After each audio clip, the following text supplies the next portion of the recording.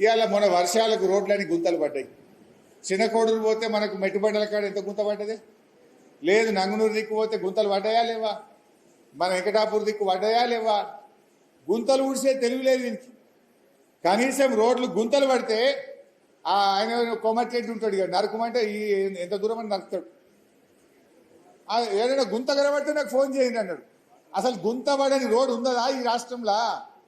నువ్వు వచ్చినాక ఏమన్నా ఒక్క గింత డాంబర్ పొక్కలనే ఊడిసినావా నువ్వు? డాంబర్ పోసి ఆగిపోయినాయి ఎక్కడ రోడ్లు అక్కడనే. ఆయన వాటర్లో నీళ్ళు కలిపిండో ఈయన నీళ్ళు కలిపిండో ఏమో కలిపిండిగా. అయితే ఇవాళ ఆయన ముఖ్యమంత్రి పోయి నిన్న కొబ్బరికాయ కొట్టిండి. అలా ఫ్యూచర్ సిటీకి అట 4 లైన్ రోడ్ అట. ఇక్కడ సిటీ లేదు, ఇల్లే దిక్కు లేదు, దానికి 6 లైన్ల రోడ్ ఇస్తారట. ఉన్న రోడ్లకేమో గుంతలు పడితే పూడ్చేది తెలివి లేదు.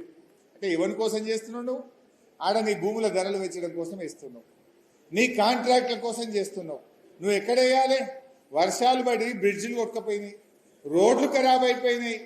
ఎవడు కాంట్రాక్టర్ అంటూ టెండరే ఎత్తలేడు. కనీసం ఈ రేవంత్ రెడ్డి ఈ పైసలు ఇస్తాడో ఇయ్యడో ఈ పర్సంటేజీలు మాకు నడవని చెప్పి వాడు టెండర్ కూడా ఎత్తలేడు. టెండర్ వేసినా వాడు పని చేస్తలేడు. ఇదేమో ఇడిచిపెట్టిండు ఫ్యూచర్ సిటీకి రోడ్ ఎత్తా అంటాడు. ఉన్న రోడ్డు మంచిగా చేయ రేవంత్ రెడ్డి.